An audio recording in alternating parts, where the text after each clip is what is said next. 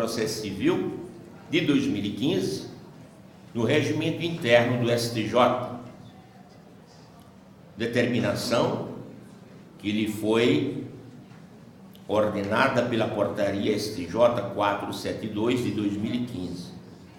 Participou do grupo de trabalho responsável pela elaboração da minuta inicial, que culminou na resolução CNJ 235 de 2016, sobre a gestão de precedentes nos tribunais.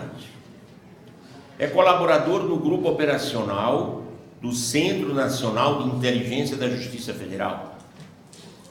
É conteudista de cursos à distância e instrutor interno do STJ na modalidade presencial e à distância na disciplina de Direito Processual Civil. Dr. Marcelo ainda é servidor do Supremo Tribunal Federal e do Conselho Nacional de Justiça.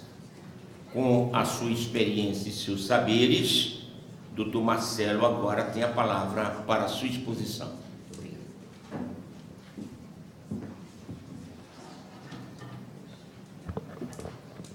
Bom dia a todos.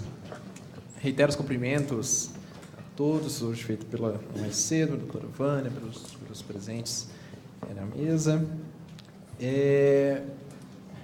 Meu trabalho aqui, eu espero não trazer somente uma exposição, mas sim contar com a participação de alguns. Nós vamos aqui até às 12h30 e eu tenho uma grande responsabilidade agora de mostrar algumas estratégias relacionadas à gestão de precedentes e como isso pode ser aplicado aos centros locais de inteligência e como está atualmente no Centro Nacional de Inteligência.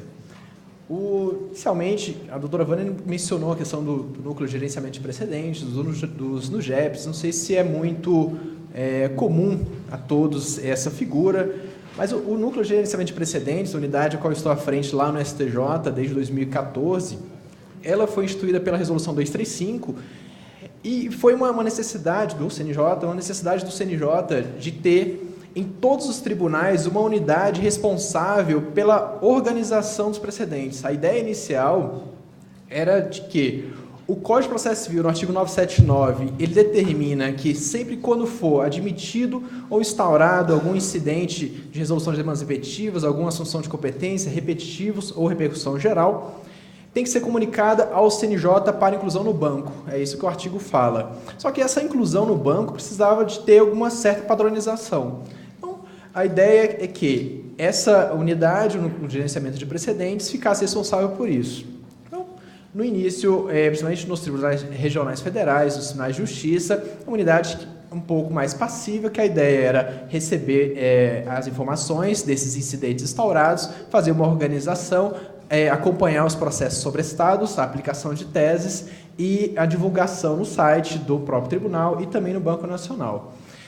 Só que foram identificadas necessidades que já tinham sido identificadas no STJ, no Supremo Tribunal Federal, relacionado a uma postura mais ativa dos núcleos de gerenciamento de precedentes, em que a gente não fique somente sendo um gestor dessas demandas como só de uma forma passiva, mas também que tenha uma posição mais ativa, para que trabalhe também a questão da prevenção de uma litigiosidade relacionada à gestão de precedentes.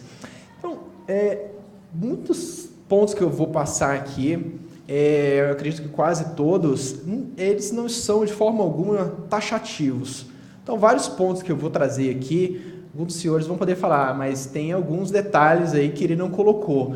E é verdade, não tem como abordar todos os detalhes aqui da parte de gestão de precedentes na experiência do centro local. E também, de qualquer forma, eu não vou apresentar também uma metodologia para ser implementada no centro local. Porque não tem como falar que nos centros locais deve ser adotado dessa forma uma gestão de precedentes. Porque os centros locais, os 16 que nós já temos notícias, eles têm realidades diferentes por conta das próprias da localização, a estrutura do centro, a composição do centro. Então, tem várias particularidades que não é possível falar aqui que a gestão de precedentes no centro local será assim. Então, hoje e amanhã, principalmente nas oficinas, a ideia de trazer questões práticas é bem essa, para visualizar expectativas, oportunidades para que isso seja implementado. Então, é só esse ponto mesmo de que a ideia não é passar dessa forma, mas também, por um outro lado, os centros locais, quem vai participar dos centros locais, ele precisa ter conhecimento do que eu vou apresentar. Porque é bem provável que a gestão de precedentes não seja ainda totalmente divulgada, principalmente na primeira instância, porque é uma atuação muito focada nos tribunais e principalmente nos tribunais superiores. São iniciativas que estão muito focadas nos tribunais superiores e com a Resolução 235 foi levada para os tribunais, mas a gente ainda vê poucas iniciativas em alguns aspectos. Então, do ano de 2016 para cá, com a Resolução 235, nós vimos até a necessidade de uma maior integração entre o STJ e os tribunais, nem chegando ainda tão próximo da primeira instância, mas foi também um foco do STJ. E, para ter ideia, nós já fomos em 15 tribunais fazer eventos, os ministros da Comissão Gestora de Precedentes, que é uma comissão que eu vou explicar também, o ministro Severino, o ministro Suzete Magalhães e o ministro Rogério Schietti, fizemos esses eventos para trazer mais próximo o tribunal do STJ. Mas, durante a explanação que eu vou colocar, e eu não vejo nenhum problema, vocês podem me interromper a qualquer momento, os slides depois estão à disposição da escola, vão ser disponibilizados para todos os participantes, então a gente vai poder ter um diálogo que vai ser complementado amanhã com a oficina relacionada a precedentes. Então, está um pouquinho deslocado ali, mas dá para ver aqui. O gerenciamento de precedentes dentro do centro local, dos centros de inteligência, ele está focado na questão da litigiosidade de massa. E da litigiosidade de massa, a gente consegue localizar aqui 3 pontos. O primeiro é relacionado a medidas preventivas, tão focado pela doutora Vânia. Soluções alternativas de conflitos. Eu formulei uma pergunta assim para esses 2 pontos, a gente poderia falar, é necessário o ajuizamento dessa ação? É necessário o ajuizamento desse tipo de ação? A doutora Vânia trouxe um caso referente ao FIES, que simplesmente as pessoas entraram com 600 ações porque não atualizaram o Java no seu computador. Então, era simplesmente, precisava ter acionado o judiciário com 600 demandas por conta da atualização do Java? Parece que não. Mas não há essa identificação ainda, por conta da descentralização. E o terceiro ponto, que é o que eu mais vou focar, casos em que o processo é inevitável. Então, a gente vê isso no Poder Judiciário, principalmente na Justiça Federal. A gente sabe que aquele tipo de processo ele vai tramitar no Poder Judiciário. Então, a gente vê muitos casos relacionados a questões previdenciárias, questões tributárias, que hoje, pela sistemática brasileira, ele vai ser ajuizado. Então, esse processo, já que ele é inevitável, é possível adotar, inevitável por enquanto, talvez também, né? Mas é possível adotar resolução célere e eficiente a esse processo? Nesse ponto que a gestão de precedentes vai focar nos centros locais, centros nacionais, via no GEP, fazendo essa integração. Listei alguns motivos para essa inevitabilidade do processo, claro que nada muito taxativo, porque tem outras que, tudo relacionado à gestão de precedentes, eu sempre foco um pouco nas causas repetitivas, mas não necessariamente só em causas repetitivas, pode ser causas relevantes também, mas na causa repetitiva, um motivo da inevitabilidade do processo é a ausência de estabilidade, integridade e coerência da jurisprudência.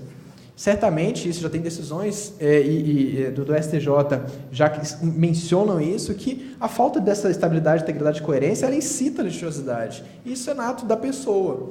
Porque se ela olha para o Tribunal Regional Federal ou STJ e vê a jurisprudência oscilando, isso incita a litigiosidade, porque ela ajuiza uma ação ou ela interpõe um recurso com aquela ideia de que, vai que, será que no meu momento eu não consigo uma alteração? Será que bem no momento que vai ser julgado o meu processo não há uma alteração? Então, um dos motivos que incita a litigiosidade é a falta de estabilidade, integridade e coerência da jurisprudência. Dificuldade de identificação com critérios objetivos de qual é a posição do tribunal. E esse ponto aqui, a gente identifica vários aspectos interessantes na gestão de precedentes, que a gente que está dentro do tribunal, a gente sabe que a posição do tribunal é aquela. Só que o tribunal não dá à sociedade, aos advogados, um critério objetivo para falar que é aquilo, que é aquela posição. E mais para frente um pouco vou mostrar como isso está relacionado com o novo código agora. Anseio na tentativa de que seu caso seja julgado diferente. Falta, talvez nesse caso da gestão de precedente, uma certa previsibilidade do direito. Com a previsibilidade do direito, a ideia é que haja um menor anseio nessa tentativa de que o seu caso seja julgado diferente. Sei que o sistema americano é totalmente diferente do nosso, mas lá eles têm casos adotados, até porque, além do sistema da common law ser bem diferenciado com essa questão da previsibilidade do direito, mas também a questão da instituição de júris, a questão de maior incentivo lá para a mediação, mas a gente pode buscar dados na justiça americana que cerca de 90% dos casos não chegam à sentença. E mais, tem casos em que algumas varas federais do Poder Judiciário americano, cerca de 1 a 2% somente chegam até o momento da sentença por conta de acordos. Claro, tem outros aspectos, mas com certeza a previsibilidade do direito do sistema da common law contribui para que esse número seja tão elevado e que não precise chegar sempre a uma sentença, podendo ter soluções consensuais no conflito. Alguns motivos para a demora processual. Então, o processo já começou, o processo já está tramitando ali já. E por que ele demora? Alguns motivos só, lógico que temos outros. Isso na relação de precedentes, nós vemos a incompreensão da tese e outros fundamentos determinantes dos julgados dos tribunais. Eu trouxe um exemplo aqui desse tema 118 do STJ, que hoje o STJ está discutindo novamente esse tema, porque identificou que lá em 2010, quando foi proferido esse julgado, houve uma pacificação sobre a sistemática do rito do repetitivo.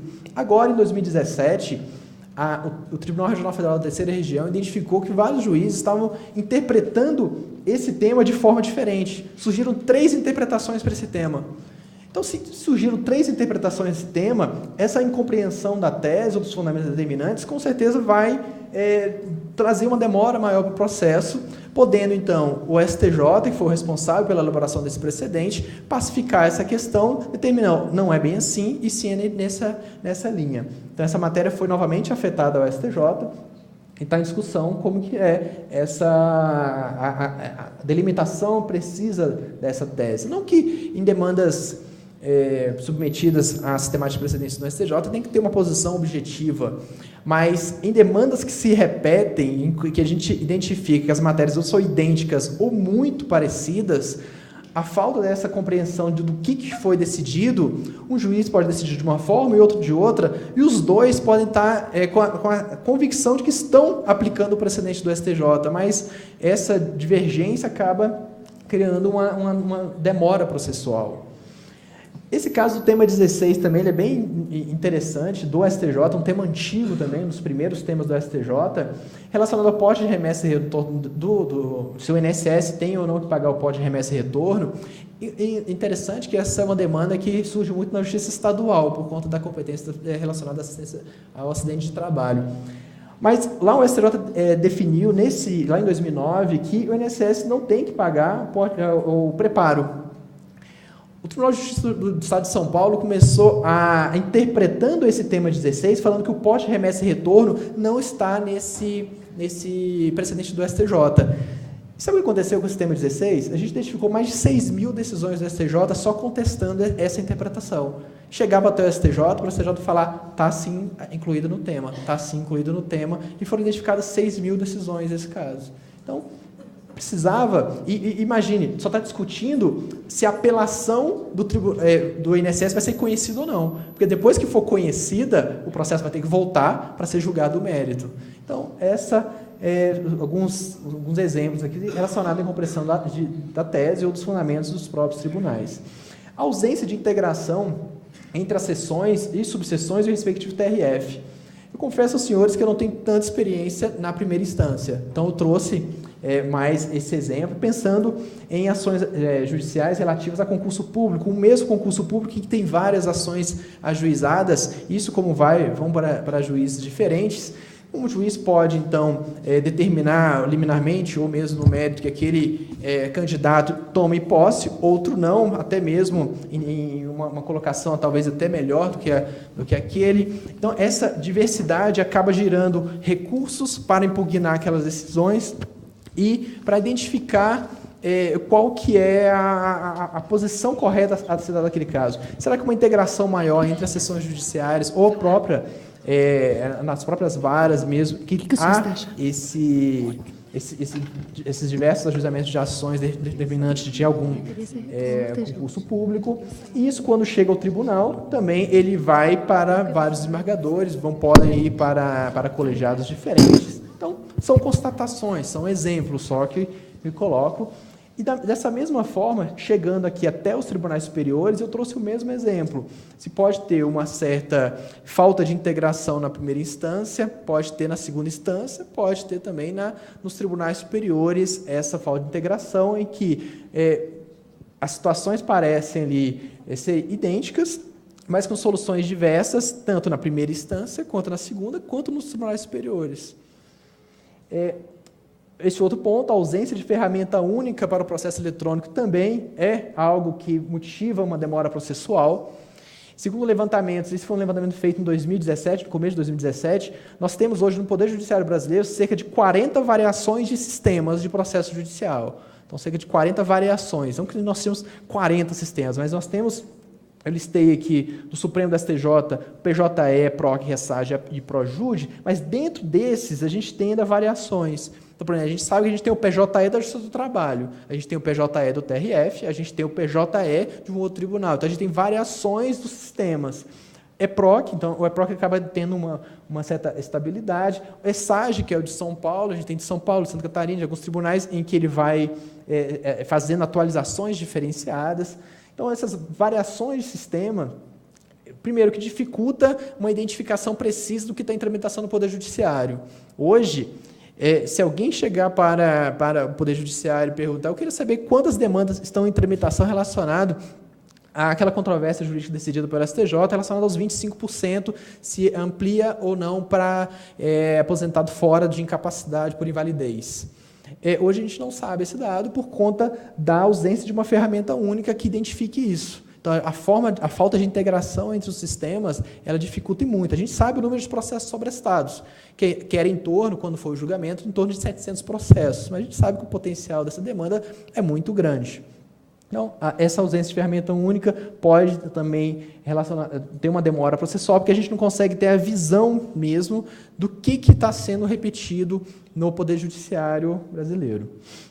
Então, puxando aqui, entrando agora na questão do Código de Processo Civil 2015, é bem interessante o momento que o Centro Nacional de Inteligência, os centros de inteligência foram instituídos, que foi nesse momento já com o novo Código de Processo Civil.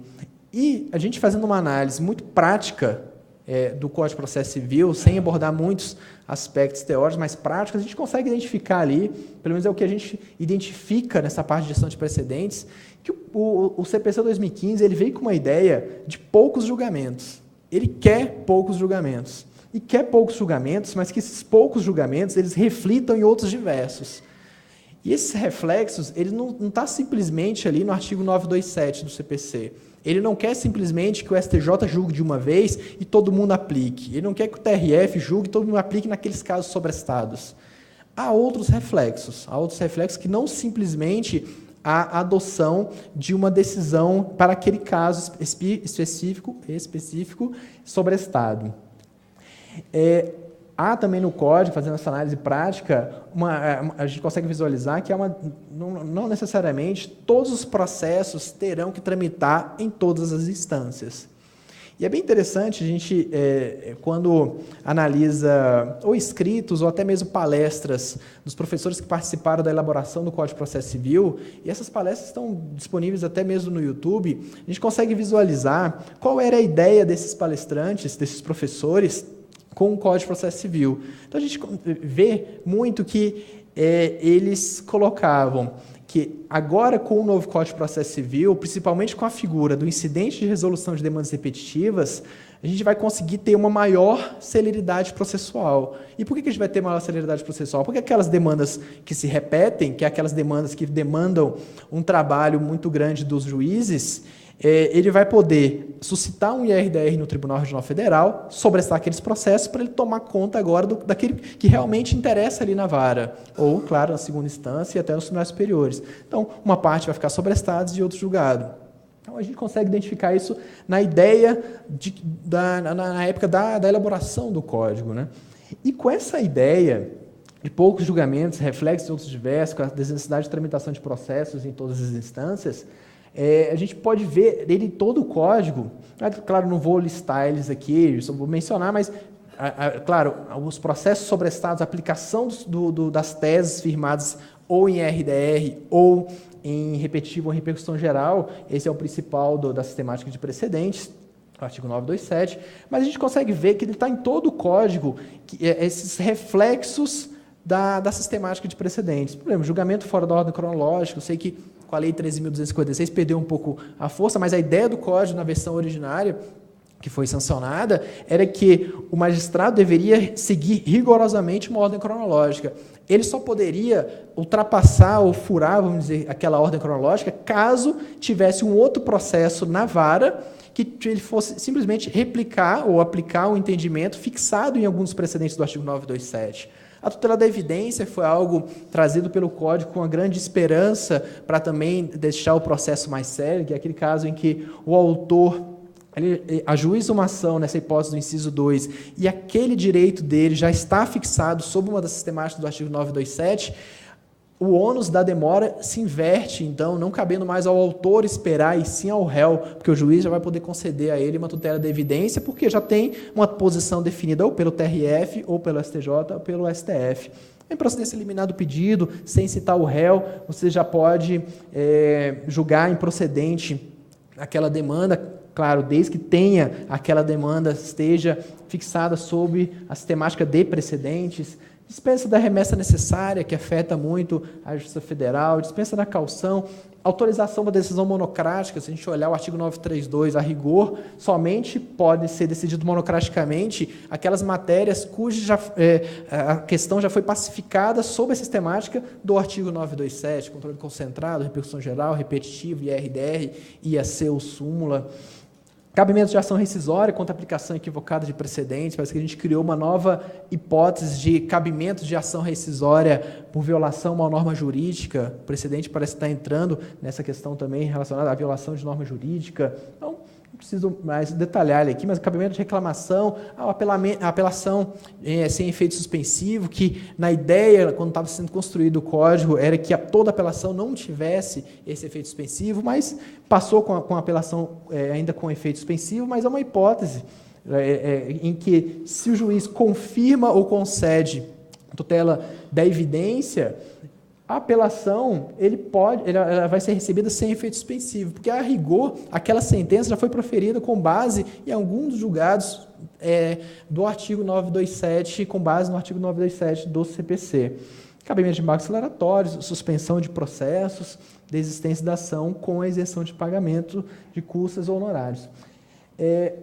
Desculpa aqui. Eu fiz um texto pequeno, mas com uma possível conclusão que a gente traz na prática dessa parte relacionada a precedentes. Fala que a racionalização de julgamentos permitirá ao Poder Judiciário qualificar a prestação jurisdicional dialogada com as partes em prazo mais alargado, porém com maior celeridade, emitindo decisões de mérito fundamentadas. Deixa eu só voltar um aqui que acabou ele passando aqui. Porque, como eu cheguei naquela conclusão? Porque no código ele traz todos esses efeitos, esses reflexos em outros diversos, em que ele traz os reflexos em outros processos, só que a gente pôde identificar também, e isso no STJ a gente identificou logo nos primeiros dias, ali, dos primeiros processos, que chegaram sobre a sistemática, sobre a vigência do novo código, é que essa ideia de que a gente vai julgar menos com reflexos demais, o código, não sei se conscientemente ou inconscientemente, ele deixou o processo um pouquinho mais lento. Então, a gente pode ver no artigo 9 e 10 que ele ampliou a participação das partes no processo. O contraditório substancial, que a gente já poderia, claro, retirar isso da Constituição, mas está previsto no Código essa maior participação das partes. Aumentou os prazos processuais e recursais, além agora colocou em dias úteis e unificou todos os prazos em 15 dias. Exigiu maior fundamentação, 429 parágrafo 1º fala o que não é uma sentença fundamentada, uma decisão judicial fundamentada. Adotou a primazia do mérito. Isso aqui afetou muito o STJ por conta da primazia do mérito, relacionado especificamente à jurisprudência defensiva, novos procedimentos, mas a inclusão em pauta, julgamento ampliado da apelação, aquele que veio substituir os embargos infringentes. Então, parece que, de um lado, o Código trouxe que a gente vai ter menos processo com reflexo e demais, já que a gente vai ter menos processo, porque a gente vai julgar mais IRDRs, mais repetitivos, mais repercussões gerais, para combater aquelas causas repetitivas, aquelas causas em massa. Então, já que a gente vai julgar menos, eu posso qualificar mais aqueles processos em que realmente vão exigir do magistrado a sua atuação artesanal, a sua atuação caso a caso. Então, por isso que chego até a conclusão de que a racionalização de julgamentos permitirá ao Poder Judiciário qualificar a prestação jurisdicional dialogada com as partes em prazo mais alargado, ou seja, vai ter mais prazo para o advogado se manifestar por conta dos prazos que foram alargados, o contraditório ampliado, porém com maior celeridade. Então, mesmo sendo o processo com mais prazo, ele vai ser mais célere. E por que vai ser mais célere? Porque a gente vai ter menos processos, e esses menos processos, quando julgar sobre esse temático do artigo 97, ele vai refletir em todo o território nacional ou na região, dependendo do tribunal, emitindo decisões de mérito fundamentadas. Então, a gente entra agora numa parte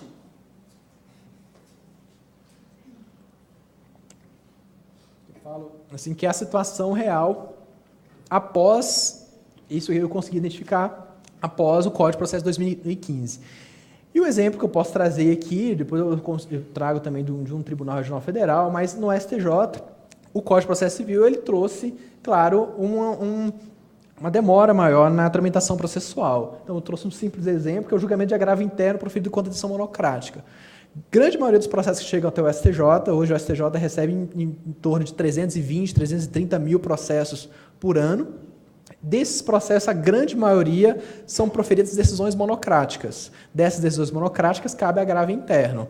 Antes do Código de 2015, essas decisões monocráticas, então, era agravo interno em 5 dias corridos. O ministro, no 6º dia, em tese, já poderia levar em mesa o processo para a sessão de julgamento e ali já julgar o agravo interno.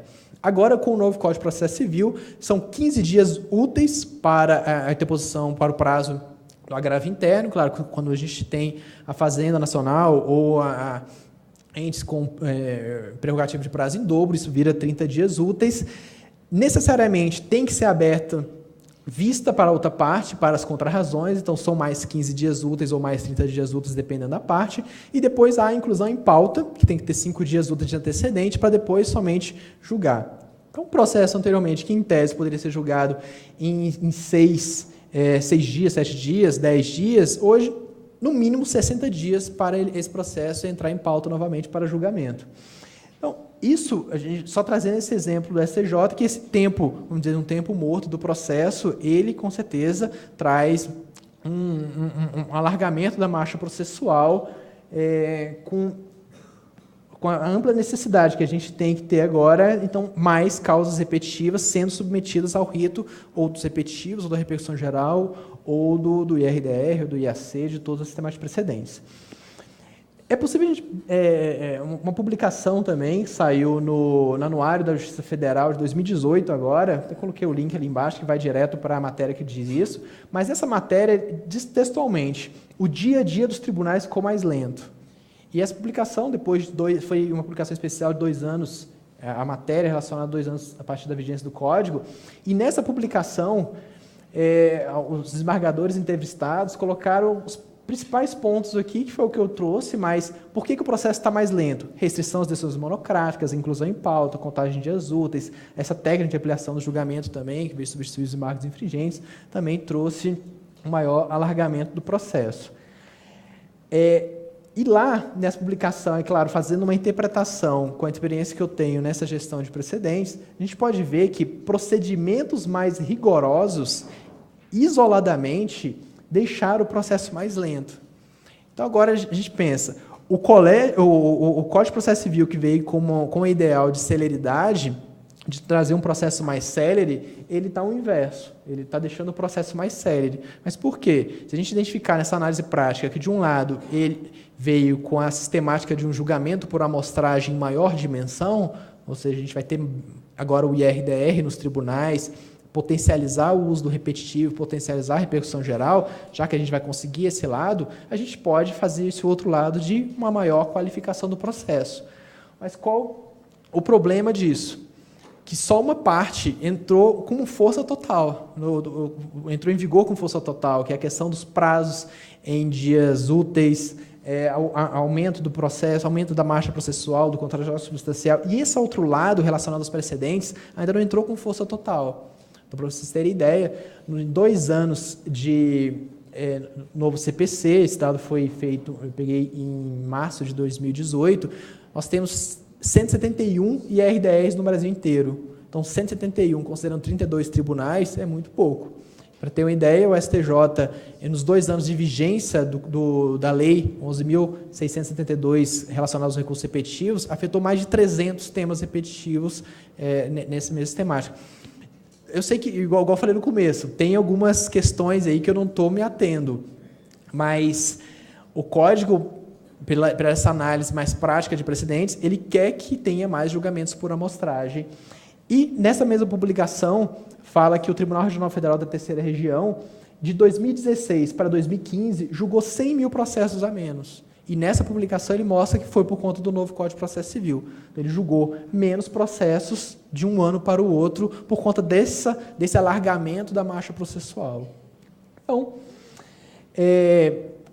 a gente identifica com esses dados, com essas informações, e pegando a experiência, principalmente do Supremo Tribunal Federal, do STJ, com a sistemática de repercussão geral e de repetitivos, que o modelo brasileiro de precedente do CPC, ele exige medidas complementares dos tribunais. Ele exige essas medidas complementares dos tribunais, e aqui que a gente vê a ideia, porque está um pouco baixo ali, mas a necessidade do Centro de Inteligência da Justiça Federal. Eu falei isso tudo para a gente chegar até o objeto da nossa explanação, mais focada agora na prática, dos centros de inteligência, e a gente pode ver que aqueles motivos listados lá atrás, que eu coloquei inicialmente, a rigor, eles são mesmo de atribuição muito focado para os tribunais regionais, para o STJ. Mas agora, como que os centros locais podem atuar naqueles motivos pela inevitabilidade do processo e para a demora da tramitação processual, tendo como base o Código de Processo Civil de 2015, que é uma realidade trazendo para a gente, e uma realidade que eu mostrei para vocês, que ele veio com um ideal e que ainda não conseguiu deixar claro esse ideal na prática, porque a celeridade tão almejada do Código de Processo Civil de 2015 para o Poder Judiciário, ele ainda não chegou com o mesmo intuito, igual eu falei, quando a gente identifica pelos doutrinadores que foram responsáveis pela elaboração do Código, principalmente pela criação do IRDR e da potencialização dos repetitivos da repercussão geral. Então, como que os centros locais podem atuar? Então, eu listei aqui só os 2 incisos da Portaria 369. A Portaria 369 de 2017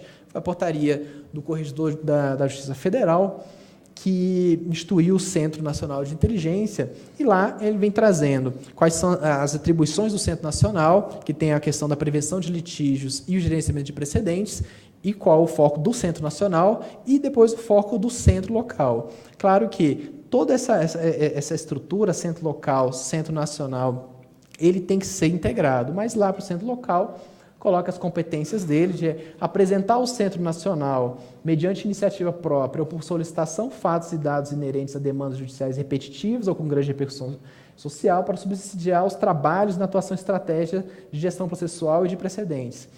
Um ponto é que o Centro Local, já que vai haver também uma visão nacional, mas local da problemática de precedentes, O centro local ele tem que ter também uma autonomia para chegar até os tribunais superiores. Então, esse primeiro ponto para chegar até o Centro Nacional é via Centro Nacional, porque lá no Centro Nacional, a doutora Vânia colocou a composição deles, tem também ministros do STJ e os desembargadores dos TRFs, mas também pode ser, nesse primeiro ponto, a identificação também dessas demandas a nível de TRFs ou Tribunais de Justiça relacionado à Justiça Especializada. 2. Identificar e monitorar, por meio de estudos e levantamentos, incluindo dados estatísticos, as demandas judiciais repetitivas ou de massa, bem como os temas que apresentam maior número de controvérsias. Esses 2 incisos, eles apresentam as regras gerais, mas disso aqui a gente consegue extrair diversos pontos. E esses diversos pontos vão ser adaptados à realidade de cada centro local. Por isso que eu trago depois alguns exemplos para a gente tentar mostrar como que isso pode ser na prática.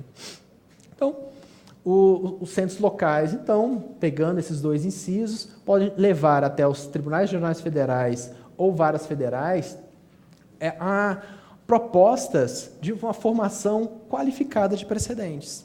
Uma formação qualificada de precedentes via Tribunal Regional Federal é a identificação pelos centros locais daqueles casos em que há uma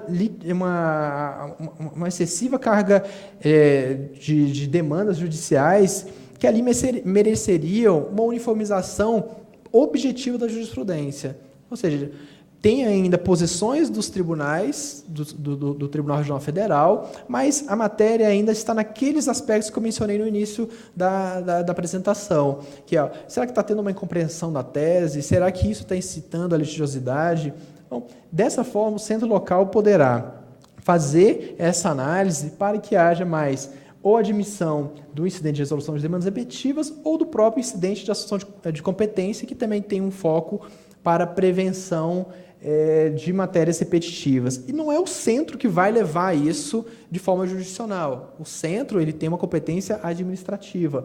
Mas será que hoje, na primeira instância, a gente não pode ser identificado que vários juízes estão decidindo a mesma coisa e que algum daqueles juízes já não poderia suscitar um IRDR no Tribunal Regional Federal para que aquela matéria seja primeiro sobrestada no âmbito da região para depois ser decidida conforme já uma decisão do TRF, evitando, então, que em causas repetitivas o magistrado tenha que ser obrigado a ficar proferindo decisões naqueles casos, que pode ser, algumas vezes, diferente de outros casos e de matérias idênticas.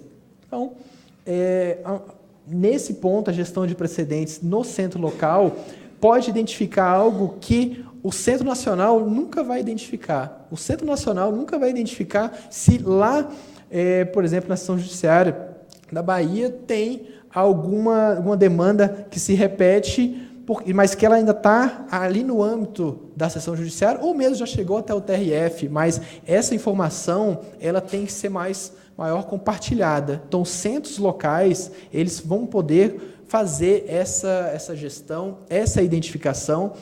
E para isso vocês podem ver que não precisa nem muito de sistema. Claro, se a gente tiver um sistema e tiver inteligência artificial, é ótimo. Mas há casos em que a gente consegue identificar na própria prática.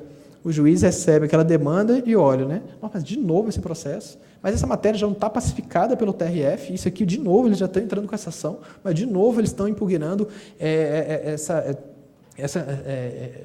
questão relacionada a tributo, a questão previdenciária. Aí o outro colega também pega essa mesma demanda, ele vê, mas de novo, então ele começa, vou ter que sentenciar para chegar até o TRF, e será que é esse mesmo o trabalho que o Código quer com a gestão de precedentes? Então, mostrei que parece que é um pouquinho diferente que ele quer, mas os centros locais, então, nessa parte de precedentes, pode auxiliar nessa formação qualificadas de precedentes com a identificação de processos que, já que eles são inevitáveis, vão trazer uma forma mais célere e efetiva para ele e utilizando uma ferramenta que a gente já tem, a ferramenta do novo Código de Processo Civil, que ela exige uma atuação diferenciada do Poder Judiciário.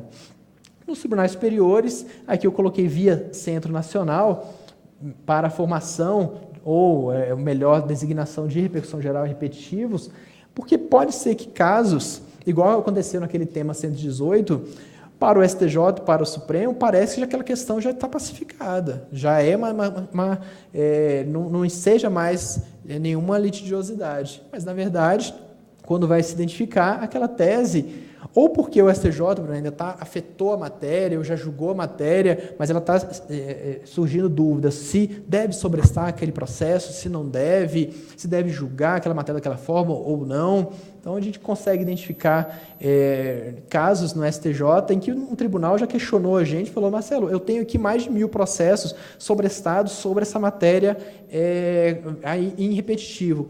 Só que agora os advogados estão contestando porque alegam que esse ponto específico não está abrangido pela suspensão. O que eu faço? Admito os 1000 ou pelo menos a gente pode ter uma orientação da STJ para não admitir os 1000? Eu acho que é melhor de ter essa orientação da STJ para que não admita os 1000 processos. Então, da mesma forma, essa integração que hoje é feita via núcleo de gerenciamento de precedentes, muito focado nas vice-presidências dos tribunais, ela pode ser ampliada. Então, pode ser questões que iniciam ainda na primeira instância, mas que necessitam de uma melhor interpretação aos tribunais superiores. Então, esse trabalho dos centros locais via centros nacionais. A matéria é discutida primeiramente nos centros locais. Por acaso, eles identificarem nos centros locais que é sim uma matéria que deve ser levada até o STJ, até o Supremo, é encaminhada ao Centro Nacional, e o Centro Nacional certamente fará esse encaminhamento no âmbito dos tribunais superiores. E nessa gestão de precedentes, eu falei isso no início também, mas a questão da uniformização objetiva da jurisprudência é algo muito importante e que a gente vê no STJ que surte muitos efeitos. Porque o recurso repetitivo, a repercussão geral, o IRDR, ele tem, a meu ver, um papel além de julgar simplesmente matérias que se repetem. Para mim, é até um papel mais importante, que é o de identificar de forma objetiva qual que é a posição do tribunal.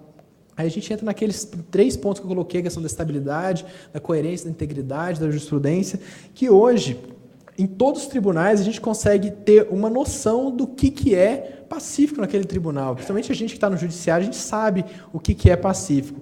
Mas quando a gente analisa alguns casos, a gente vê qual é a diferença, por exemplo, de alguns julgados proferidos em 2015, 2014, 2012 para um julgado agora de 2018. Imagine julgados de uma forma em 2015 a favor da parte, como julgados agora de 2018 contra. O simples critério cronológico, vocês acham que pode convencer o jurisdicionado a não mais entrar com ação ou não mais interpor recursos?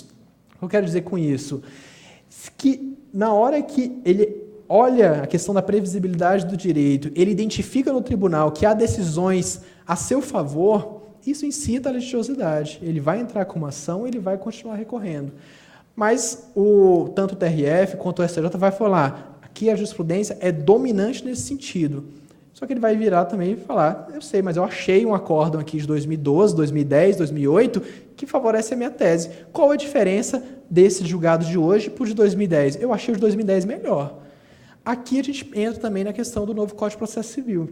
Com a uniformização objetiva da jurisprudência com base no IRDR, na repercussão geral dos repetitivos, o STJ, os tribunais, poderão de forma objetiva falar qual que é a posição do tribunal. Qual que é a posição do tribunal, por exemplo, relacionada a essa matéria que foi julgada agora dos 25% para outros benefícios? A posição é que é cabível. O tema 982 falou que pode ser estendido, sim, a ele. Mas se vocês entrarem no site do STJ, vocês vão achar outras posições? Vão. Então, o INSS, se quisesse argumentar ainda, poderia argumentar? Poderia.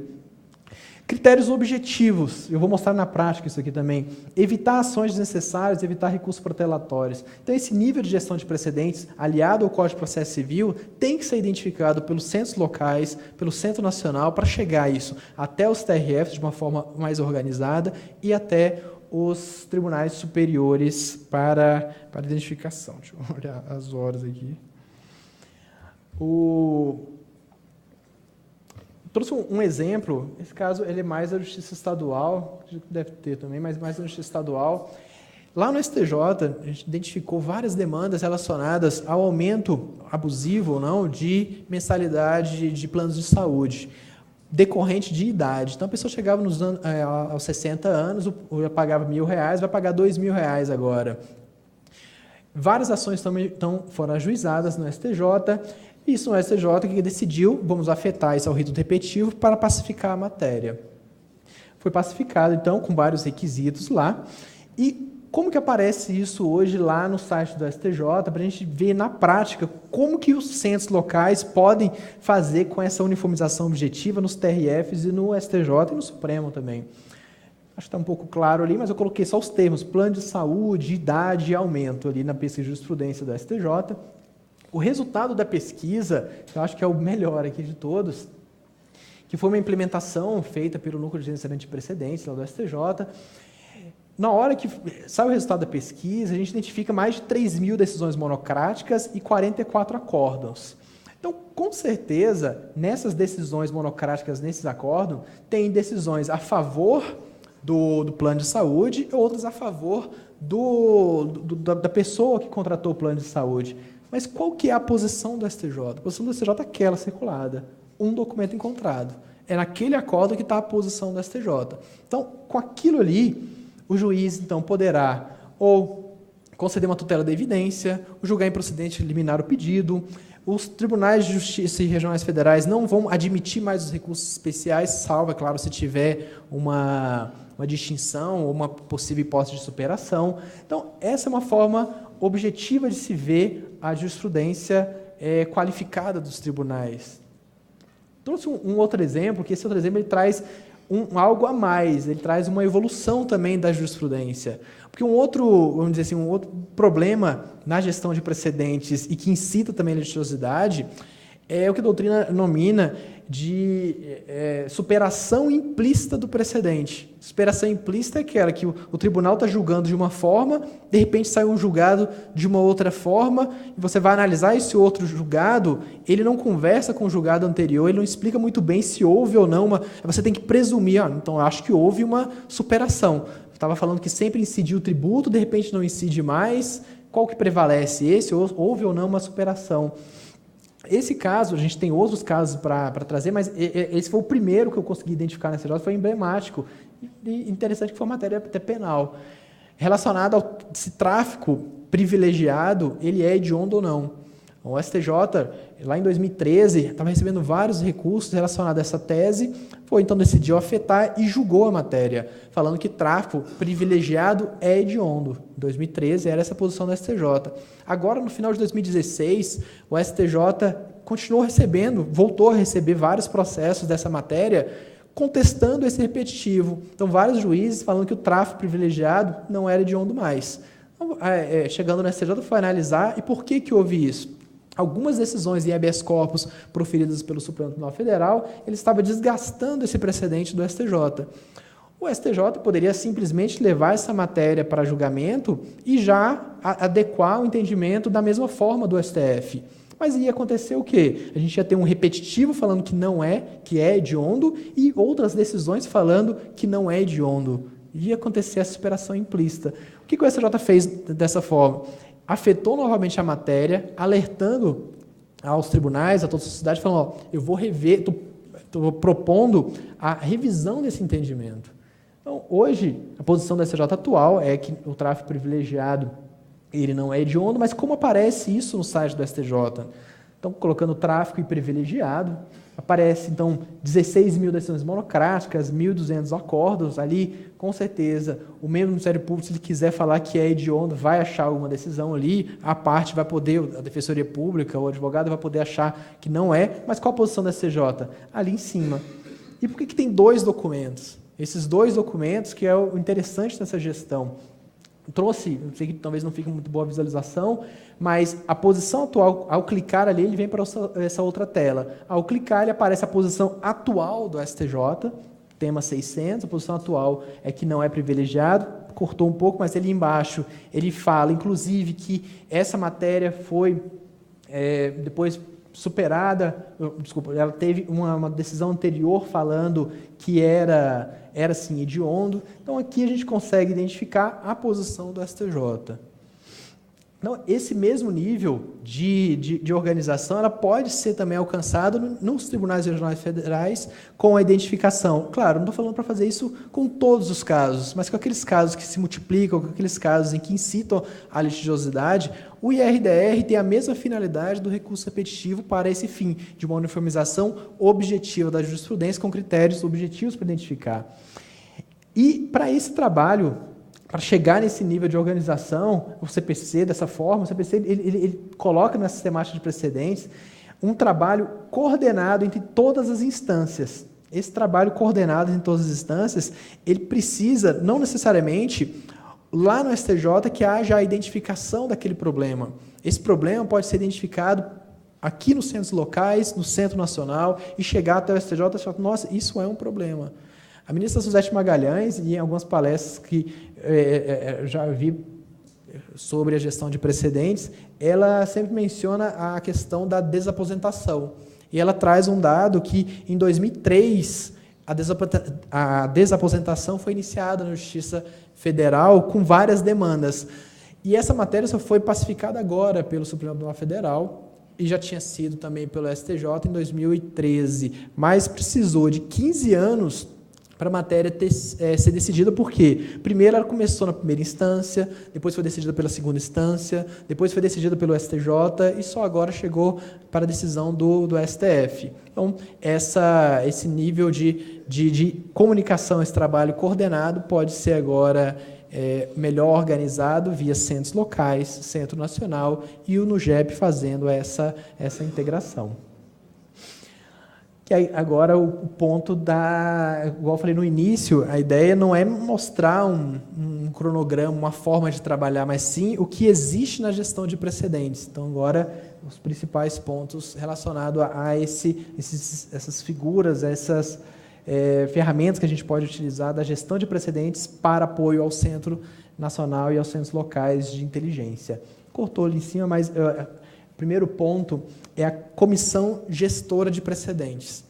Junto com o Núcleo de Gerenciamento de Precedentes, a Resolução 235 do CNJ criou comissões de ministros e comissões de desembargadores em todos os tribunais. Então, no TRF da primeira região tem uma comissão gestora de precedentes também para fazer essa integração com o Núcleo de Gerenciamento de Precedentes para melhor organização dos temas repetitivos, processos sobrestados, demandas de massa.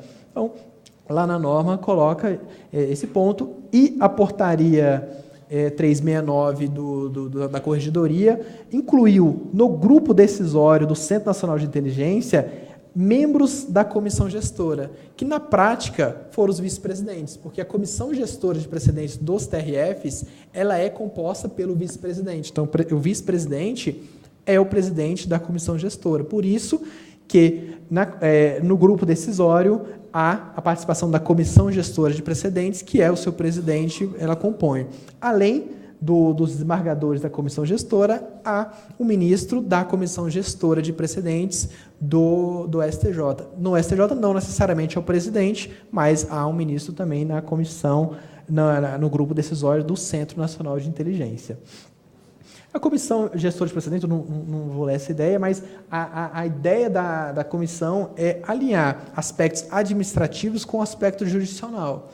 Porque a resolução, se deixasse a organização dos precedentes, a gestão de precedentes, só para os servidores do núcleo de gerenciamento de precedentes, ia ter uma dificuldade. E essa dificuldade foi identificada lá no STJ. A comissão gestora de precedentes do STJ existe desde 2014. Era com outro nome, mas foi desde 2014. O CNJ incluiu na resolução a pedido do STJ para que se crie essa comissão em todos os tribunais. Por que a gente via isso lá no STJ? A gente identificava que precisava de matérias serem afetadas, porque a gente via no STJ chegando muitos processos idênticos, a gente via que depois de afetado aquele processo com uma determinação de suspensão, tinha dificuldade dos tribunais de entender o que era para sobrestar, depois que julgava, tinha uma dificuldade também de identificar, claro que não em todos os casos, né? Em alguns casos, estou colocando os casos patológicos. E também foi identificado alguns pontos bem interessantes relacionados à celeridade dos processos afetados ao rito repetitivo. É aqueles casos em que, depois de afetado, demorava a se julgar, depois que julgava, demorava a publicar o acórdão, demorava a julgar os embargos declaratórios, demorava a transitar em julgado o processo. Então, isso, deixando esse papel simplesmente para o núcleo de gerenciamento de precedentes, para servidores organizar, era quase que impossível, porque o núcleo não poderia chegar ao nível de cobrar aos outros ministros essas providências. Com a comissão de precedentes, que foi o principal foco inicial, foi esse de trazer maior celeridade aos processos afetados ao rito repetitivo no STJ, ele foi um dos pontos iniciais. Então, também nos tribunais regionais federais podem, dessa mesma forma, atuar. É quando a gente alia aspectos administrativos com o aspecto jurisdicional. Então, a gente coloca os dois ali junto, para que o magistrado veja a consequência dos seus atos. Então, há pouco tempo atrás, nós tivemos a afetação de um tema repetitivo na área penal, em que o ministro determinou a paralisação em todo o território nacional. No outro dia, recebemos algumas demandas de casos em que processos com presos estavam sendo suspensos. E se tinha ou não, na hora essa informação foi levada via comissão até o relator no outro momento já proferiu uma decisão ressalvando essa hipótese. Então, são questões que talvez lá no STJ a gente não consiga identificar, que a gente precisa dessa integração da primeira instância, da segunda instância, para identificar lá nos casos específicos. Então, só esse exemplo, depois eu trago mais exemplos dele também. Então, a comissão gestora trouxe só alguns exemplos da minha realidade, porque como eu assessoro a comissão de gestores de precedentes do STJ, mas para mostrar para vocês o que tem lá no STJ, mas o que pode ter no TRF também, para mostrar aos centros locais que isso aqui está à disposição de vocês. Então, lá no STJ, por exemplo, os ministros fazem de forma periódica, claro que não é todo mês isso, mas tem o seu tempo de reuniões, de alinhamentos com os outros ministros, a própria comissão com os outros ministros, o NUGEP, em paralelo, faz ali com os assessores. Todo o gabinete hoje de ministro tem pelo menos um representante relacionado à sistemática de precedentes. Então, se tiver algum problema do ministro X, a gente sabe em quem primeiro entrar em contato lá, em cada gabinete. Coordenação de eventos, a Comissão Gestora de Precedentes já celebrou diversos eventos aqui em Brasília e em todo o território nacional. Então, destacaria os 15 eventos ali embaixo, promovidos nesses 15 tribunais.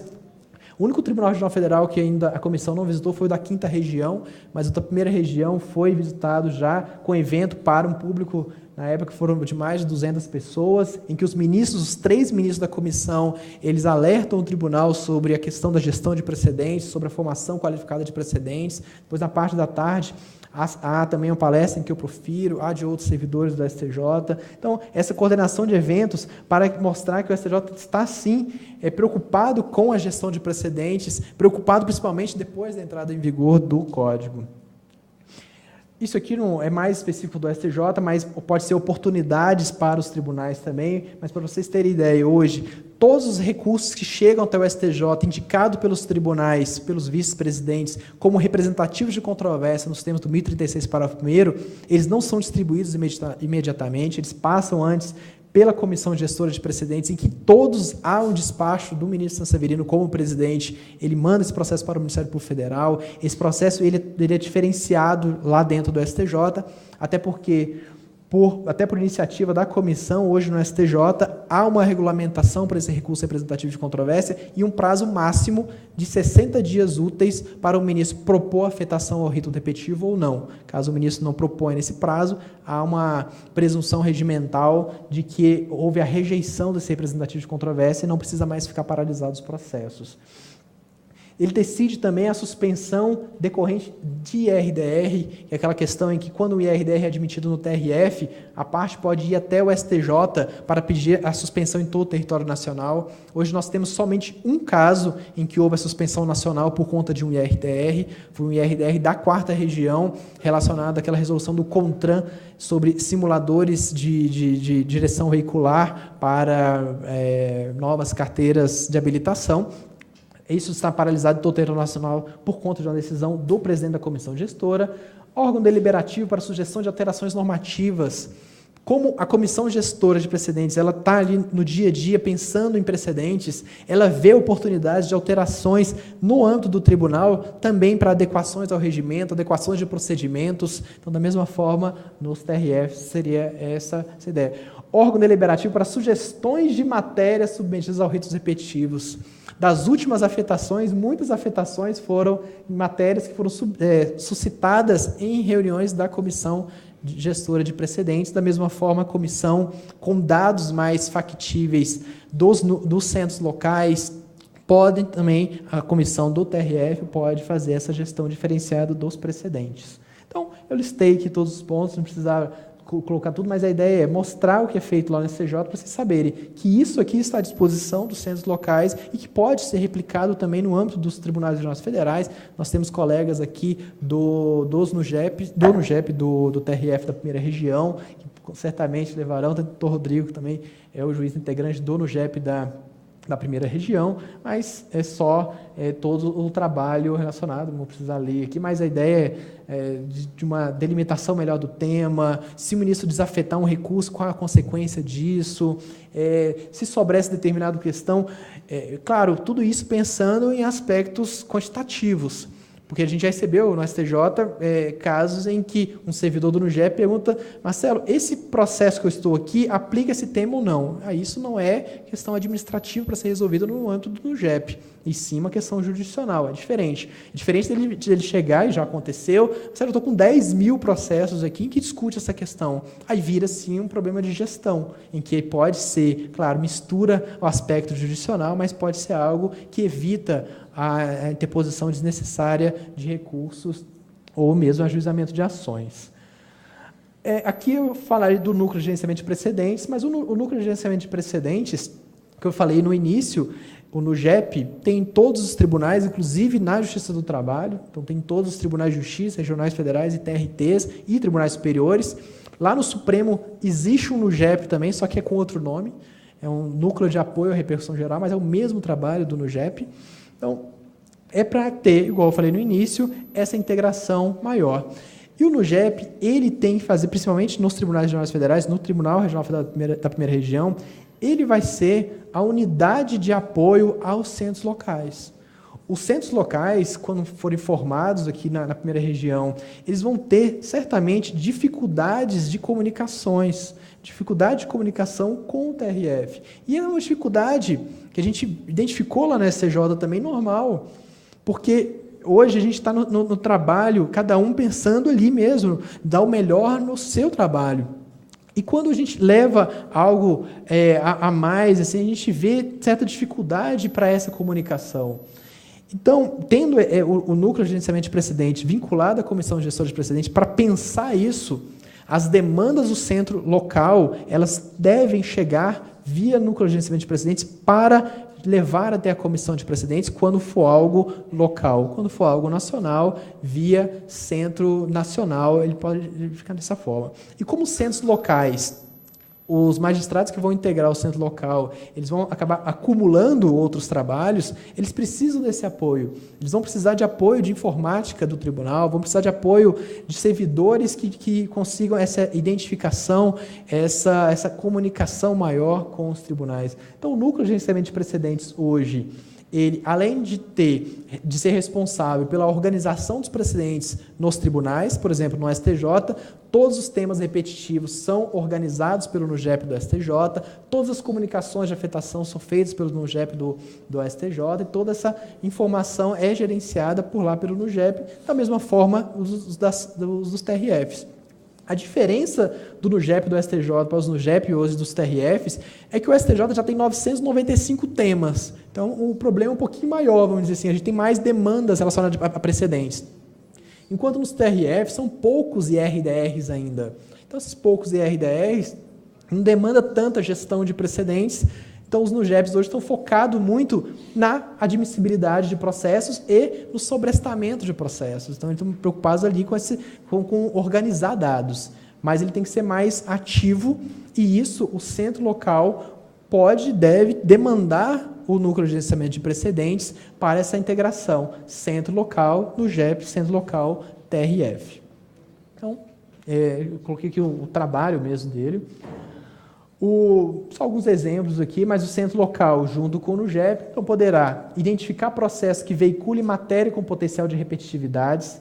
Para quê? Porque o centro local, por meio de uma nota técnica, pode sugerir que haja uma admissão claro, um juiz suscite um IRDR ao TRF. Então, esse papel que o artigo 976 dá ao juiz de suscitar um IRDR, ele pode ser maior amparado pela nota técnica do centro local. Imagine um juiz suscitando um IRDR, falando que essa matéria se repete, e anexando àquela manifestação uma nota técnica do centro local em que foi identificado pelo centro local que aquela matéria é um problema no âmbito da primeira instância. Então, algo a mais para subsidiar o trabalho do juiz e do desembargador, que vai ser o responsável por analisar a admissibilidade daquele IRDR no tribunal.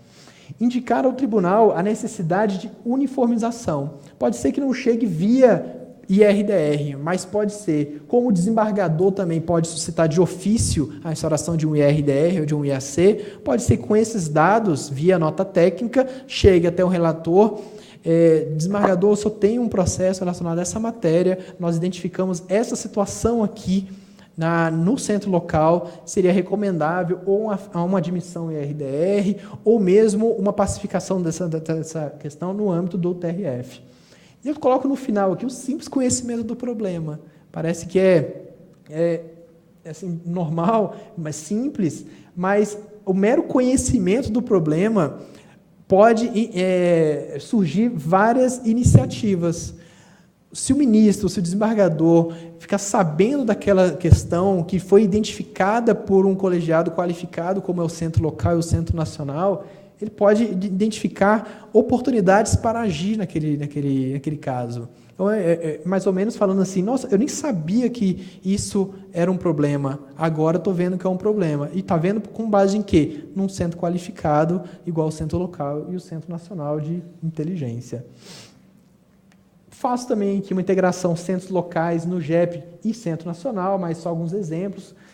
Pode ser apresentado ao STJ ou mesmo ao TRF, colocaria aqui até ao Supremo, situações práticas que podem estar dificultando a aplicação do entendimento firmado em casos repetitivos. Dei o exemplo daquele tema 118, em que a matéria já estava pacificada, só que o TRF da terceira região identificou 3 formas diferentes de interpretar aquele precedente.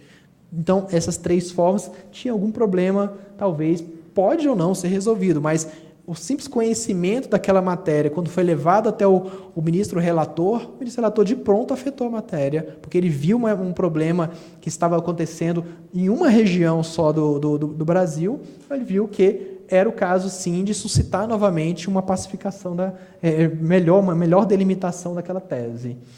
Situações práticas que sugerem a análise de revisão de entendimento firmado em casos repetitivos. Essa é bem interessante mesmo, a gente identificou isso já no Centro Nacional e que pode ser identificado no Centro Local, uma matéria relacionada a um tema, tema 692 do STJ, que se a pessoa que recebe valores em decorrência de tutela provisória, um benefício previdenciário em relação à tutela provisória, atualmente temos um repetitivo do STJ que fala que esse valor ele é repetível. Só que alguns tribunais, principalmente o Tribunal Regional da 4ª Região, da 3ª Região, começaram a não aplicar esse repetitivo com base em alguns julgados do STF. Só que aí, se a gente for lá no STF, a gente vê que essa matéria, o Supremo já falou que não tem repercussão geral essa matéria, e não tem repercussão geral porque a matéria é infraconstitucional. Ou seja, o Supremo já falou que quem cabe decidir isso por último é o STJ. E o STJ, atualmente, qual que é a posição? Que esses valores são repetíveis, ou seja, a pessoa tem que devolver o valor para o INSS. Essa situação foi identificada, nesse processo foi feita uma nota técnica, foi encaminhado ao STJ recursos representativos de controvérsia, a matéria está atualmente em questão de ordem no STJ, na primeira sessão, e o relator já indicou que ele está propondo a superação desse entendimento. Então, essa superação de entendimento poderia ser identificada em cada processo, mas foi identificado num colegiado administrativo, porque isso pode ser um problema. Ainda mais agora, a questão da desaposentação, em vários casos previdenciários em que a pessoa pode ter. Então, isso já está em tramitação lá no STJ. Mais sugestões aqui também, afetações de processo ao rito do repetitivo, sugestões de padronização, gestão de processos suspensos, porque na hora a gente só consegue recuperar dados se a gente tem uma padronização de como sobrestar, o que eu tenho que colocar para sobrestar. Eu uso o número do tema, eu uso o número do paradigma, eu sobresto no sistema, não sobresto no sistema, eu posso fazer de forma diferenciada.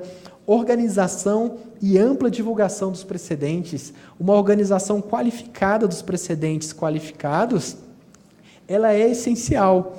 Aquela diferenciação que eu coloquei no site do STJ, de que há uma linha específica para acordos repetitivos, aquilo tem que existir em todos os tribunais, porque o juiz, as partes, têm que ver, identificar de pronto qual que é a posição do tribunal fixada sob uma sistemática do artigo 927, tem que ficar claro aquilo. Então, o centro local poderá apresentar à vice-presidência do TRF, via centro local, sugestões de matérias para a seleção de recursos representativos de controvérsia. O centro local identifica o problema e conclui que aquela matéria só pode ser pacificada agora pelo STJ. Não há mais agora espaço para o TRF. Ele pode sugerir diretamente no TRF, ou via Centro Nacional, que essa matéria seja levada até o STJ para, via vice-presidência, chegar como representativo de controvérsia até o STJ. Que eu já coloquei, mas a uniformização de jurisprudência com critérios objetivos para pacificar questões de forma organizada, com base no IRDR e no IAC. Eu não falo tanto do IAC, porque como a ideia é mais matéria repetitiva, por isso que eu foco mais no IRDR, mas o IAC para mim também daria quase que a mesma finalidade, que é qualificar o entendimento do tribunal. Então, esses pontos eu já até mencionei, mas o centro local também poderá apresentar o relator no TRF e no STJ, via nota técnica, para uma melhor delimitação de tese, se há uma distinção de tese, se há uma revisão de tese. Então, isso pode ser levado até os tribunais via centro local. Então, já indo para o final, vou mostrar só alguns exemplos de desse papel de integração via no JEP, até porque alguns aqui foi antes da instituição do Centro Nacional, mas eu vejo os centros locais hoje muito parecidos com os NUGEPs. Os núcleos de gerenciamento de precedentes, eles sempre tiveram esse trabalho também, mas igual eu falei, muito focado na vice-presidência. E alguns NUGEPs ainda têm uma integração maior no tribunal, mas essa integração com o tribunal de forma completa é muito importante, chegando até a primeira instância. Nesse primeiro exemplo, do tema 710, é uma matéria da Justiça Estadual, mas que chegou até o STJ, a gente estava recebendo alguns processos e a gente foi identificando que em alguns o STJ aplicava a súmula 7, resame de fatos, e pouquíssimas outras entrava no mérito, pouquíssimas vezes, mas a grande maioria era a súmula 7, resame de fatos. Aí, do nada, essa matéria deu um grande boom. E, com base nessa colaboração no JEP do STJ, na época não era nem no JEP, era NURER, era outro nome, com o NURER no JEP do Tribunal de Justiça do Rio Grande do Sul, foi identificado que essa matéria, lá no Rio Grande do Sul, ela estava com um potencial muito grande de litigiosidade. Essa informação, então, chegou até o STJ, o ministro Sanseverino, que na época também trabalhava com a gestão de precedentes, já desde essa época já trabalhava com a gestão de precedentes, afetou essa matéria ao rito do repetitivo e possibilitou ali que 300 mil processos, eles eram idênticos. Essa matéria, o Serasa poderia ter aquele ranking de crédito de cada uma das pessoas. E as pessoas entravam para ver qual que era o ranking dela. Se tivesse lá 1.500 e o do colega tivesse 3.000, ela entrava com uma ação por indenização, falando que o dele, por que o meu é 1.500 e o dele é 3.000? Se isso ensejava dano moral ou não. Isso chegou a 300 mil processos, a grande maioria aqui no estado do Rio Grande do Sul, mas tivemos também em Santa Catarina e no Paraná. Esses processos então foram paralisados, e foi antes do novo Código de Processo Civil, em que o ministro mandou paralisar em todo o território para evitar mesmo sentenças diferentes. Chegando no STJ, o ministro inclusive fez uma audiência pública, decidiu que não era mais questão de cabimento de recurso, não era resame de fatos, tinha uma questão jurídica ali a ser decidida e foi decidida. Então, o STJ pacificou nesse tema 710 que não há dano moral nessa hipótese e evitou que, pelo menos, 300 mil processos chegassem até o STJ. E eu falo pelo menos porque a ausência de sistema único a gente não permite o real impacto dos processos em todo o território nacional. Então, uma medida de integração do Tribunal de Justiça do Rio Grande do Sul com o STJ evitou essa tramitação desnecessária de processo, porque os processos eram idênticos mesmo. Tema 660, aí aquele mais relacionado à primeira... esse caso específico foi da primeira região, mas é da Justiça Federal, aquela demanda que foi decidida pelo Supremo, se para entrar com uma ação precisava ou não um prévio requerimento ao INSS. A matéria foi decidida pelo Supremo, falando que precisava sim ter o prévio requerimento, mas tinha vários requisitos, se não me engano é o tema 395. E o que aconteceu quando o Supremo decidiu essa matéria lá em 2014? O STJ tinha um tema idêntico, tema 660. Esse tema 660, ele foi então desafetado. Por quê? Os ministros chegaram na sessão e falaram, vamos desafetar esse tema porque o Supremo já decidiu. E sabe o que aconteceu? Nós tivemos informação dos TRFs que haviam pelo menos 20 mil processos sobrestados que só tinha recurso especial nele interposto. E o tribunal chegou a falar para a gente, vou começar a fazer a admissibilidade do recurso especial e vou começar a mandar para vocês. Porque, mesmo depois de pacificada a matéria, isso está mudando um pouco, até com a gestão melhor de precedentes, depois do novo código, tá mudando um pouco esse sentido. Mas na época se tinha só recurso especial, o que eu poderia fazer? Não teria como julgar uma matéria relacionada à repercussão geral no recurso especial. O que o STJ fez, então? Comunicado via TRFs, via no JEP dos TRFs, a gente levou isso até a comissão gestora, o ministro simplesmente afetou novamente a matéria, aplicando a tese do Supremo. Isso pacificou e a gente evitou, na época, cerca de 20 mil processos chegassem até o STJ. Esses outros casos aqui também foram motivos de desafetação, e esse foi bem interessante, porque lá no TJ de São Paulo, depois que essa matéria foi desafetada, o TJ de São Paulo falou para a gente, lá no JEP deles, falou no JEP do STJ, falou, Marcelo, eu vou começar a admitir, então, cerca de 10 mil processos. E o mais interessante é que a desafetação desses temas foi feita na segunda sessão por meio de questão de ordem. E questão de ordem no STJ não é publicada. É um procedimento interno do STJ que questão de ordem, em regra, não é publicado. Então, eles não sabiam o teor dela. Como a gente acompanha as sessões de julgamento, a gente pode explicar ao tribunal o que aconteceu nessa desafetação. E a gente explicou, claro, por meio de um ofício, algo oficial do ministro presidente da Comissão Gestora de Precedentes, eu coloquei o ofício ali, e esse simples ofício evitou pelo menos que 10 mil recursos especiais subissem até o STJ.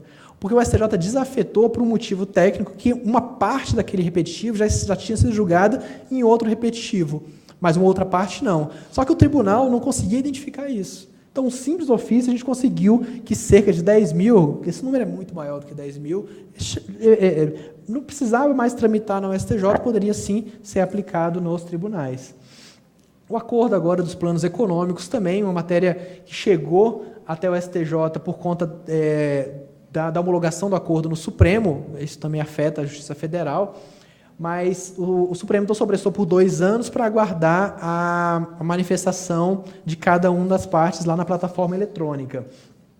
E o que a segunda sessão então decidiu? Que o STJ não ia julgar mais matérias relacionadas a planos econômicos e que todos os processos que chegassem até o STJ seriam devolvidos para a segunda instância, para que lá tivesse essa questão do acordo ou não. Então, pensem só, a segunda sessão decidiu que todos os processos que chegassem até o STJ, eles seriam baixados. Analisando isso aqui lá no JEP, na comissão gestora, o que a gente fez? A gente informou isso aos tribunais, por meio de ofício também, e a gente sugeriu que, já que todos os processos que chegarem até o STJ vão ser devolvidos, tribunais nem mandem para o STJ. Então, para que o processo vai ter esses atos desnecessários de deslocamento de processo, que mesmo sendo eletrônico, a gente sabe que demanda ainda decisões, publicação, tramitação, então todo um trabalho de deslocamento de processo. Então, por um simples ofício também, foram comunicados os tribunais. Esse dado a gente não tem ainda, mas só em São Paulo, cerca de 7 mil processos já estavam vamos dizer assim, engatilhados para ser mandados para o STJ, e eles iam para chegar ao STJ e para voltar. Então, esses processos, então, conseguiram, por enquanto, por meio desse ofício, que eles aguardem essa manifestação. Depois, o STJ decidiu também em questão de ordem que esse processo, a pessoa se peticionar falando que não quer o acordo, o processo pode subir. Mas, se não tem essa petição de que não quer o acordo, o processo não sobe ainda. Esses são exemplos também, já em notas técnicas, esse do artigo 106, do tema 106, de uma melhor delimitação da tese, que é aquela matéria relacionada a fornecimento de medicamentos. Ele falava a questão de uma lista do SUS, se poderia ou não. Essa matéria, via Centro Nacional, foi levada até o relator. O relator, depois, em questão de ordem, ele delimitou melhor a tese, explicando o que aplicava ou não. Esse tema 880 é um tema que eu acho bem interessante também, que existia um problema, vamos dizer, específico lá no TJ do Rio Grande do Sul, em que já estava algum tempo afetado, e quando a gente via no JEP do Rio Grande do Sul, de novo Rio Grande do Sul, né, no JEP do STJ, a gente levou isso até o relator. Esse aqui, para mim, foi um dos melhores, porque quando eu levei a questão até a assessoria do relator desse tema, a solução, para mim, foi ideal. Ele falou: Marcelo, eu vou começar com o ministro, e ele começou com o ministro pautou esse processo para 2 semanas seguintes. E isso foi fantástico para a gente, porque o que o Tribunal de Justiça queria era que julgasse logo aquela matéria, porque os processos sobressados, na época, eram cerca de 8.000 processos, vários advogados estavam peticionando nos autos, criando incidentes no próprio tribunal, totalmente desnecessários. Então, para resolver essa questão, foi pautado e foi julgado. Essa matéria foi até, inclusive, modulado os efeitos, aplica também à Justiça Federal essa matéria, mas depois vocês olham o tema lá, que eu já estou caminhando para os meus minutos finais aqui. E isso aqui a gente deve ver amanhã também nas oficinas, por isso que eu não vou detalhar muito, mas já são exemplos de notas técnicas em que já ensejaram algumas iniciativas do STJ. A nota técnica 3 já ensejou uma proposta de afetação no STJ, que por motivo técnico não foi afetado, mas ainda está vigente ainda a questão do reexame necessário da sentença ilíquida. Se a sentença ela é ilíquida, necessariamente precisa ter esse reexame ou não, porque há casos, principalmente no âmbito previdenciário, que a gente sabe que aquilo que é uma sentença previdenciária raramente chegará a 1.000 salários mínimos, igual o novo código estabelece. Nota técnica número 4, que a doutora Vânia mencionou hoje pela manhã, foi mais cedo, desculpa, mas essa matéria foi afetada agora ao rito do repetitivo. No processo consta a nota técnica, o tema 995, se é possível ou não reafirmar a DER na tramitação do processo, se essa é uma causa superveniente que pode ser conhecida pelo magistrado ou não. Então, essa matéria ela estava de forma... A primeira e segunda turma do STJ tinha decisões de uma forma ou de outra, então agora vai ser pacificada no STJ. Nota técnica número 5, eu já falei, que é do tema 692, questão da repetibilidade dos valores recebidos em tutela provisória. Nota técnica 17, que foi algo que surgiu no âmbito da TNU, relacionado ou não se houve uma superação ou não do precedente do STJ por conta de uma decisão monocrática do Supremo. Então, é uma matéria também que está atualmente em tramitação no STJ.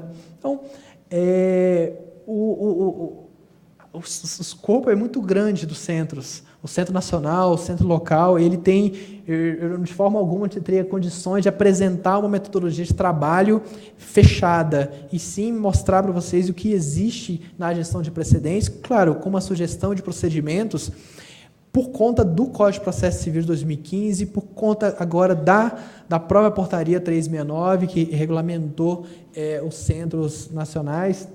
E eu sei que eu falei muito, né, mas a ideia era mostrar muito para vocês. Eu fico muito ansioso também de mostrar, de ter essa oportunidade de mostrar isso no âmbito da Justiça Federal, que a gente trabalha muito também na Justiça Estadual desses aspectos, mas algo muito importante surgiu agora, surgiu o novo código, surgiu os centros, e a doutora Vânia até finalizou com uma citação interessante. E eu colocaria também uma que eu vi em algumas palestras do pensador Edgar Morin, que fala que parece que é o momento atual que a gente está, que a gente tem que modificar as instituições, é necessário modificar as instituições. Só que para modificar essas instituições é preciso a gente modificar as mentes. Só que para a gente modificar as mentes, a gente tem que modificar também as instituições, né? Então parece que a gente está muito nesse momento, que a gente precisa modificar as instituições, mas a gente tem que modificar nossas mentes também. E a questão da sistemática de precedentes, ela está agora com o novo código, mas ela está no nosso dia a dia e ela já vem caminhando com a gente já há algum tempo. Já há algum tempo que o Poder Judiciário, que o ordenamento jurídico brasileiro vem caminhando para uma valorização de precedentes e o código agora veio estabelecer isso. Então, eu sei que tem microfones na plateia, se precisar, tem questionamentos, mas amanhã também vão ter as oficinas, vou estar aqui pela manhã também para apresentar alguns pontos sobre a gestão de precedentes, para complementar nessa parte de oficinas, mas estou à disposição, tem microfones e muito obrigado.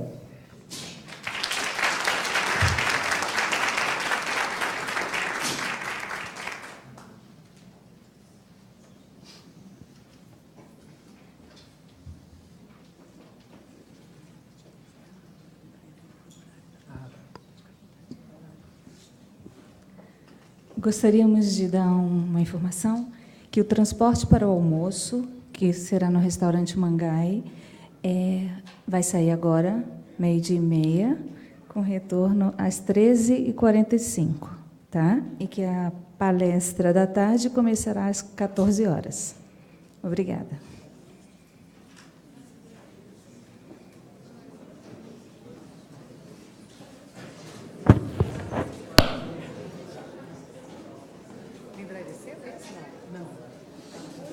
Não sei que vai ser divulgação, mas pode